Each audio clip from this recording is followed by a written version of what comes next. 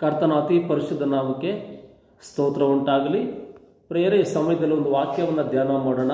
ಪ್ರೇರೆ ಪೌಲನು ತಿಮೋತಿಯವರಿಗೆ ಬರೆದ ಪತ್ರಿಕೆಯಲ್ಲಿ, ಮೊದಲನೇ ಪತ್ರಿಕೆಯಲ್ಲಿ 3ನೇ ಅಧ್ಯಾಯ 3ನೇ ವಚನದಲ್ಲಿ, ಈ ಒಂದು 3ನೇ ಅಧ್ಯಾಯ ಎಲ್ಲ ನಾವು ನೋಡುವಾಗ ಪೌಲನು ಹೇಳ್ತಾ ಇದ್ದಾನೆ, how the servant of god should be. ಒಬ್ಬ ದೇವರ ಸೇವಕನು ಹೇಗಿರಬೇಕು, ಅವನ ಗುಣಲಕ್ಷಣಗಳೇನು, ಅವನ ಕ್ಯಾರೆಕ್ಟರಿಸ್ಟಿಕ್ ಏನೆಂಬುದಾಗಿ ಅಲ್ಲಿ ಪೌಲನು ಹೇಳ್ತಾ ಬರ್ತಾ ಇದ್ದಾನೆ. ಪ್ರಿಯರೇ, ಮೊದಲನೇದಾಗಿ ನೋಡಿ, ಇಲ್ಲಿ ಅನೇಕ ಅಂಶಗಳಿದ್ದಾವೆ, ಆದರೆ ಒಂದನ್ನು ಮಾತ್ರ ನಾನು ವಿವರಿಸಲಿಕ್ಕೆ ಇಷ್ಟಪಡ್ತೀನಿ. ದೇವರ ಸೇವಕರು ಹಣದಾಸೆ ಇರಬಾರ್ದು, ದ್ರವ್ಯದ ಆಸೆ ಉಳ್ಳವರಾಗಿರಬಾರ್ದು. ಹೆಸರಿಗೋಸ್ಕರ, ಪ್ರಖ್ಯಾತಿಗೋಸ್ಕರ, ಯಾರನ್ನೋ ಮನುಷ್ಯರನ್ನ ಮೆಚ್ಚಿಸೋದಕ್ಕೋಸ್ಕರ ಸೇವೆ ಮಾಡಬಾರ್ದು. ಪ್ರಿಯರೇ, ನಮ್ಮ ಸೇವೆ ನಮ್ಮ ಕರ್ತನಾದ ಯೇಸು ಕ್ರಿಸ್ತನನ್ನು ಮಾತ್ರನೇ ಮೆಚ್ಚಿಸುವಂಥದ್ದಾಗಿರಬೇಕು. ಮನುಷ್ಯರನ್ನು ಮೆಚ್ಚಿಸುವುದಕ್ಕಾಗಿ, ಯಾರನ್ನೋ ಮೆಚ್ಚಿಸುವುದಕ್ಕೋಸ್ಕರ ನಾವು ಸೇವೆ ಮಾಡಬಾರ್ದು. ಪ್ರಿಯರೇ, ನಮ್ಮನ್ನು ಕರೆದಿದ್ದು ದೇವರು. ನಮ್ಮ ಡ್ಯೂಟಿ ಆತ್ಮಗಳನ್ನ ಸಂಪಾದನೆ ಮಾಡುವುದಾಗಿರಬೇಕು. ಹಣ ಸಂಪಾದನೆಗೋಸ್ಕರ ಅಲ್ಲ. ಹಣ ಸಂಪಾದನೆ ಮಾಡಬೇಕಾದ್ರೆ ಈ ಲೋಕದಲ್ಲಿ ಎಷ್ಟೋ ಮಾರ್ಗಗಳಿದೆ, ಅದರಲ್ಲಿ ನಾವು ಸಂಪಾದನೆ ಮಾಡ್ಬೋದು.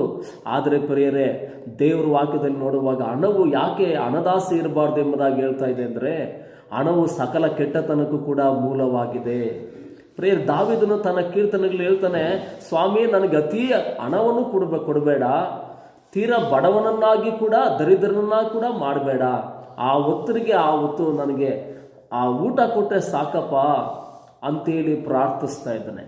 ಪ್ರಿಯರೇ, ಇವತ್ತು ನಾವು ನೋಡುವಾಗ ಸಭೆಗಳಲ್ಲಿ, ನಮ್ಮ ಕುಟುಂಬಗಳಲ್ಲಿ, ನಮ್ಮ ಸಂಸ್ಥೆಗಳಲ್ಲಿ ಹಣ ಇವತ್ತು ಸಭೆಗಳನ್ನು ಆಳ್ವಿಕೆ ಮಾಡ್ತಾ ಇದೆ. ಹಣವುಳ್ಳವರು ಮಾತ್ರನೇ ಸಭೆಯನ್ನು ಇವತ್ತು ಸಭೆಗಳು ಆಳ್ವಿಕೆ ಮಾಡ್ತಾ ಇದೆ. ಪ್ರಿಯರೇ, ನಿಮ್ಗೊಂದು ವಿಚಾರ ಗೊತ್ತಾ?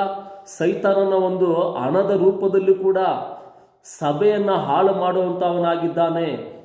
ಹಣವು ಕೂಡ ಒಂದು ಸೈತಾನ್ ಎಂಬುದಾಗಿ, ಮಾಮೋನ್ ಇಸ್ ದ ರೂಲಿಂಗ್ ವರ್ಡ್. ಹಣ ಸಭೆಗಳು ಇವತ್ತು, ಸಂಸ್ಥೆಗಳು ಇವತ್ತು ಹಣದ ಕಪಿಮುಷ್ಟಿಯಲ್ಲಿದೆ. ಪ್ರೇರೆ, ಹಾಗೆ ಮಾಡದೆ ಪೌಲನು ಹೇಳ್ತಾನೆ, ಇದೇ ಪತ್ರಿಕೆಯಲ್ಲಿ ಹೇಳ್ತಾನೆ, for sake of money you shall not sold your doctrine ಅಂತೇಳಿ. ಅಂದರೆ ಹಣಕ್ಕೋಸ್ಕರ ಸತ್ಯವನ್ನು ನೀನು ಮಾರಬೇಡ ಎಂಬುದಾಗಿ. ಅನೇಕರು ನೋಡಿ, ಯಾರೋ ಹಣ ಕೊಡ್ತಾರೆ ಅಂತೇಳಿ, ಯಾರೋ ಪೊಸಿಷನ್ ಕೊಡ್ತಾನೆ ಅಂತೇಳಿ ನಿನಗೆ ಕೊಟ್ಟಂಥ ದರ್ಶನವನ್ನು, ಈ ಸತ್ಯವನ್ನು, ಉಪದೇಶವನ್ನು ಮಾರಿಬಿಟ್ಟು ಸುಳ್ಳನ್ನು ಹಿಂಬಾಲಿಸುವಂಥದ್ದು ಎಷ್ಟೊಂದು ನ್ಯಾಯಪ್ರಿಯ ದೇವ ಜನರೇ. ಇದಕ್ಕೋಸ್ಕರನ ಯೇಸು ಸ್ವಾಮಿ ನಿನಗೆ ರಕ್ಷಣೆ ಕೊಟ್ಟಿದ್ದು, ಇದಕ್ಕೋಸ್ಕರನ ಯೇಸು ಸ್ವಾಮಿ ಶಿಲ್ಬೆಯಲ್ಲಿ ಪ್ರಾಣ ಕೊಟ್ಟಿದ್ದು. ಹಣವನ್ನು ಹಿಂಬಾಲಿಸಬೇಡ, ಯೇಸು ಸ್ವಾಮಿ ಹಿಂಬಾಲಿಸು. ಯೇಸು ನಿನಗೆ ಹಣವನ್ನು ಕೊಡುವವನಾಗಿದ್ದಾನೆ.